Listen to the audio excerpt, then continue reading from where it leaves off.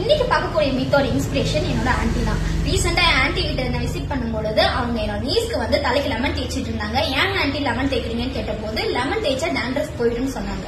So இன்னைக்கு பார்க்கக்கூடிய meet தலைக்கு லெமன் தேய்க்கும் போது டேண்ட்ரஃப் கிளியர் ஆகுமா? இதுக்கு ஆன்சர் வந்து எஸ், ஆனா பண்ண வேணாம். ஏன்னா லெமன்ல நிறைய சிட்ரிக் ஆசிட் இருக்கு. அது நம்ம ஸ்கேல்போட பிஹெச் லெவல்ல நியூட்ரலா சேஞ்ச் பண்ணிக்கிறதுக்கு ஹெல்ப் பண்ணி கொடுக்கும். அது போக லெமன்ல வந்து anti bacterial, anti microbial, anti fungal agents நிறைய இருக்கு. சோ இது ஃபங்கலுக்கு ஆப்போசிட்டா தானே இருக்கும். சோ டேண்ட்ரஃப் ரிமூவ் ஆகும், கரெக்ட் தான். பட் டைரக்டா நம்ம லெமனை நம்ம தலைக்கு தேய்க்கும் போது இது ரொம்ப அசிட்டிக் நேச்சர் இருக்கக்கூடிய இன்கிரீடியன்ட் லெமன். சோ நம்ம ஹேர் ரொம்ப ட்ரை பண்ணி கொடுக்கும். நம்ம ஸ்கேல்போட நேச்சுரல் ஆயில் லாஸ் ஆகும்.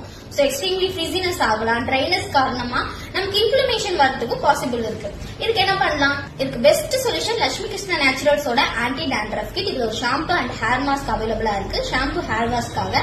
மாஸ்க் எப்படி யூஸ் பண்ணணும் அப்படின்னா நம்ம ஹேர் செக்ஷனா பிரிச்சுட்டு நம்ம ரூட்ல அது டேண்ட்ரஃப் இருக்கிற ஏரியால நல்லாவே மாஸ்க் அப்ளை பண்ணிட்டு ஒரு 20 to 50 மினிட்ஸ் நல்லா ஊற விட்டுட்டு தென் வாஷ் பண்ணிக்கலாம். இது யாரெல்லாம் யூஸ் பண்ணலாம் அப்படின்னா ஹெவிலி டேண்ட்ரஃப் ரொம்ப ஏடா ஒயிட்டா இருக்க பர்சன்ஸ் தாராளமா யூஸ் பண்ணலாம். லைட்டா இருந்தா கூட ரொம்ப நாளா இருந்துட்டே இருக்கிற பர்சன்ஸ் தாராளமா யூஸ் பண்ணிக்கலாம். தென் இச்சிங் அண்ட் இன்ஃப்ளமேஷன் இருக்கிற பர்சன்ஸ் கூட யூஸ் பண்ணலாம்.